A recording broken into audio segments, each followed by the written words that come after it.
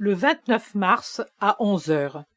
Jésus dit « Écris, la croix a tout pouvoir contre le pouvoir du démon, puis décris ce que tu verras. » C'est la semaine de la Passion, celle qui prépare au triomphe de la croix.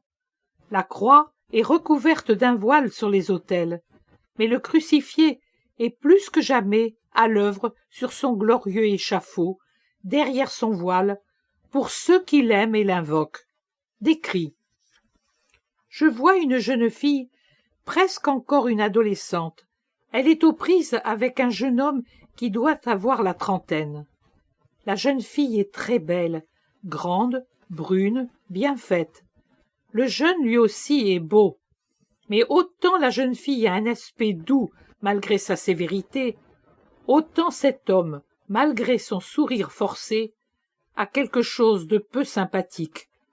On dirait que, sous une patine bienveillance, il a un caractère trouble et torve.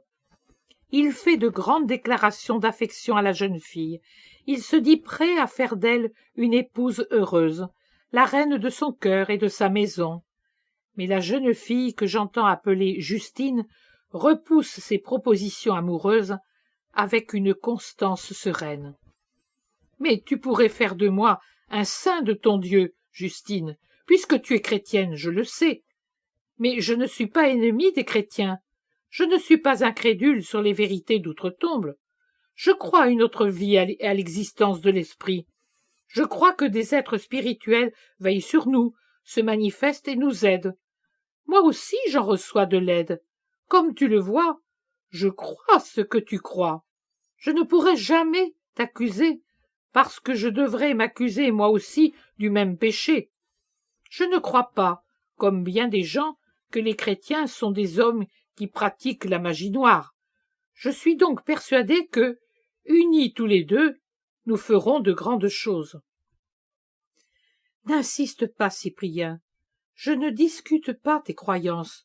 Je veux bien croire, aussi, que, unis, nous ferions de grandes choses.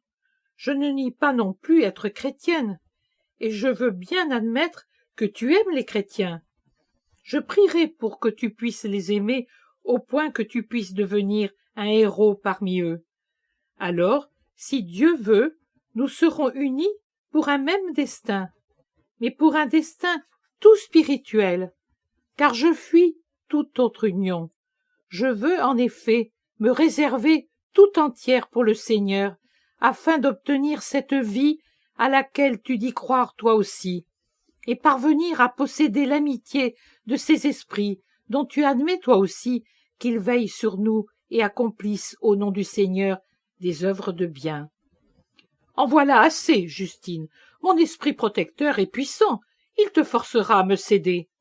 Oh non, s'il est un esprit du ciel, il ne pourra que vouloir ce que Dieu veut.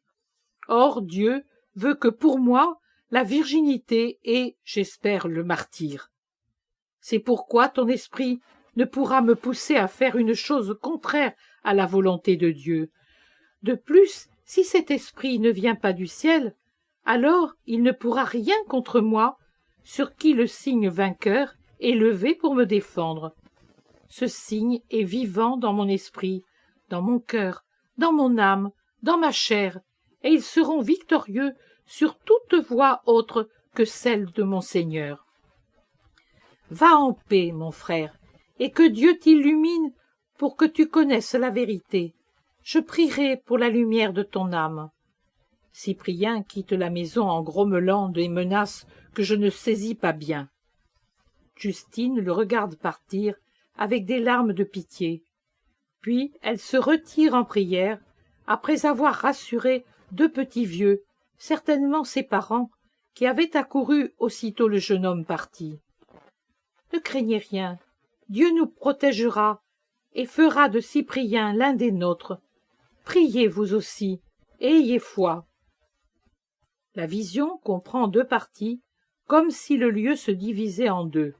D'un côté je vois la chambre de Justine, de l'autre une pièce de la maison de Cyprien. La première prie, prosternée devant une simple croix gravée, entre deux fenêtres, comme si c'était un dessin ornemental et surmonté de la figure de l'agneau, flanqué d'un côté par le poisson et de l'autre par une source qui semble puiser son liquide dans les gouttes de sang qui jaillissent de la gorge déchirée de l'agneau mystique.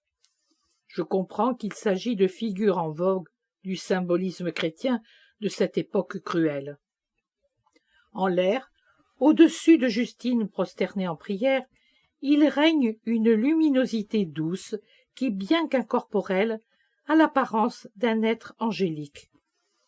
Dans la chambre de Cyprien, en revanche, au milieu d'instruments cabalistiques et de signes cabalistiques et magiques, se trouve le même Cyprien. Il est tout occupé à s'affairer autour d'un trépied sur lequel il jette des substances résineuses, je crois, qui produisent de denses volutes de fumée, et à tracer sur elles des signes, tout en murmurant des paroles de quelque rite obscur. La pièce se remplit d'un nuage bleuté qui voile les contours des choses et fait apparaître le corps de Cyprien comme derrière un espace d'eau tremblotante. Il s'y forme un point phosphorescent qui s'agrandit peu à peu jusqu'à atteindre un volume presque semblable à celui d'un corps humain. J'entends des paroles, mais je n'en saisis pas le sens. Je vois cependant que Cyprien s'agenouille et montre des signes de vénération comme s'il priait quelqu'un de puissant. Le nuage disparaît lentement et Cyprien se retrouve de nouveau seul.